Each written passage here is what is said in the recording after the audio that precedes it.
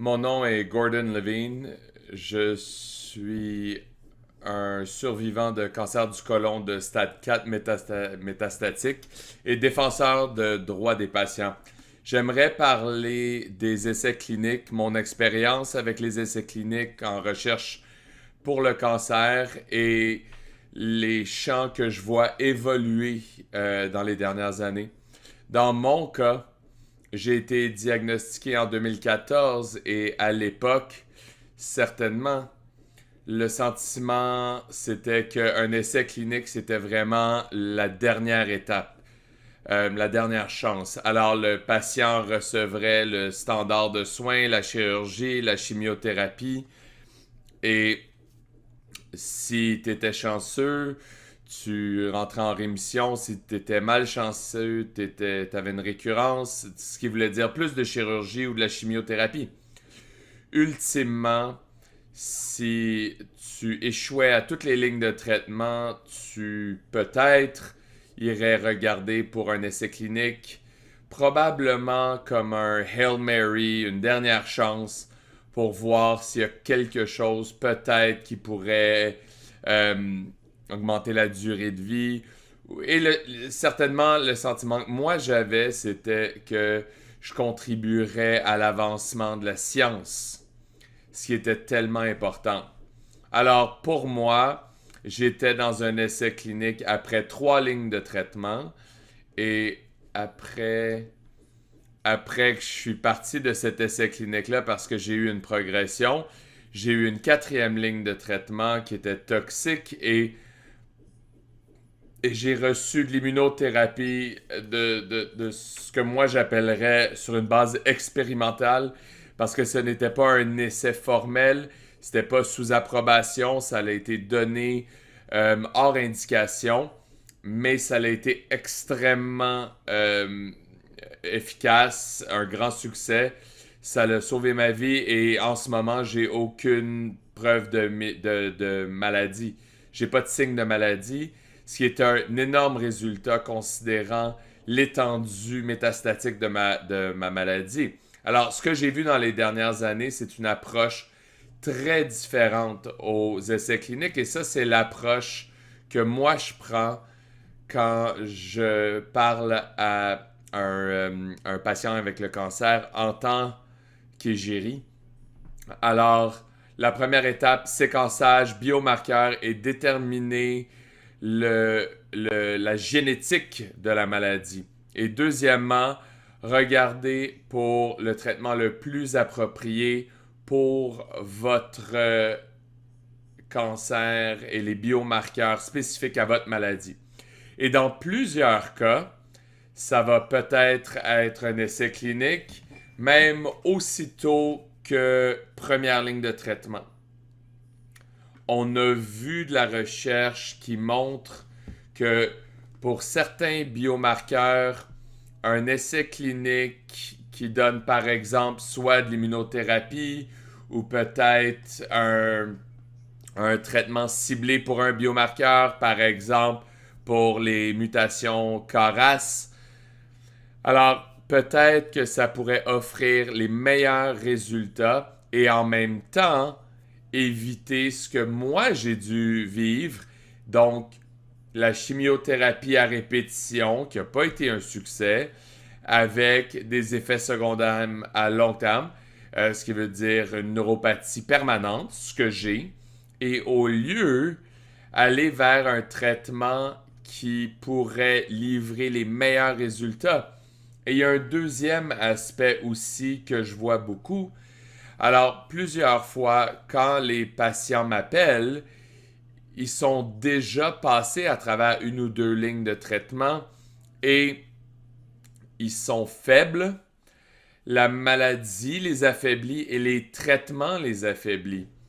Et à, au point de vue où un essai clinique offre un traitement ciblé ou approprié, plusieurs de ces patients-là n'ont pas la force de, de voyager potentiellement pour aller à l'essai ou même endurer le médicament qu'ils recevraient pendant l'essai. parce que ayant passé à travers la chimiothérapie, la radiothérapie, mais aussi l'immunothérapie, ils sont tous différents, mais ils ont tous des effets secondaires débilitants, incapacitants. Alors, il y a seulement un certain seuil qu'un corps peut prendre. Alors, c'est ce que j'essaie de stresser aux gens à qui je parle, l'importance de ne pas seulement déterminer les biomarqueurs, mais d'avoir une deuxième opinion, une troisième opinion, chercher pour des essais cliniques. Les essais vont peut-être offrir le traitement le plus approprié avec les meilleurs résultats possibles. Mais même encore plus récemment, et ça c'est très excitant, je vois des essais pour des cancers à bas stade, stade 2, stade 3. On a tous vu l'essai pour le cancer rectal à bas stade, qui n'a pas seulement donné des résultats incroyables en termes de se débarrasser de la tumeur, mais ça a évité la chirurgie associée, puis avec certaines sortes de cancers, surtout le cancer gastro-intestinaux, la chirurgie va seulement résulter par une ostomie permanente ou d'autres choses qui vont affecter le système digestif dans le long terme. Alors, ça, c'est une situation où les patients à bas stade, dans un scénario néoadjuvant, auraient d'immenses bienfaits à un essai clinique. Et ça, c'est une façon radicalement nouvelle de regarder les essais cliniques, selon moi. J'ai aussi vu des cas où les patients à stade 3 reçoivent de l'immunothérapie post-chirurgie au lieu de la chirurgie standard que moi j'ai reçue et reçoivent et ont des très bons résultats. Ce qui aurait une meilleure chance d'éviter la récurrence que moi j'ai souffert et en même temps en réduisant les effets secondaires à long terme qu'on a de l'exposition à long terme de la chimiothérapie. Alors quand on met tout ça ensemble, on voit que les essais cliniques ne sont pas aujourd'hui une dernière chance pour les patients métastatiques qui en fait ont aucune autre chance, aucun espoir autre que de croiser leurs doigts et d'espérer. C'est vraiment un outil dans la boîte à outils qui pourrait être approprié pour plusieurs différents types de patients atteints de cancer à différents stades de la maladie pour vraiment donner les meilleurs résultats pour chacun de ces individus. Et une des choses que je voulais dire aujourd'hui, vu qu'on est à une approche centrée sur le patient, c'est le rôle du patient et aussi du défenseur des droits patients. Alors, premièrement, c'est important pour les cliniciens, pour les chercheurs de souvenir qu'un patient, c'est plus que des biomarqueurs et de l'ADN et des mutations et des données.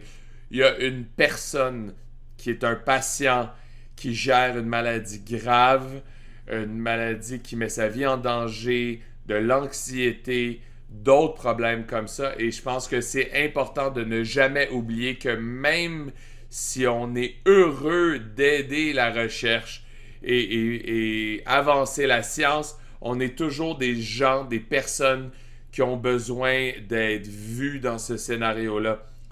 On s'appelle des cochons d'Inde, mais on n'est pas des cochons d'Inde, on est des humains.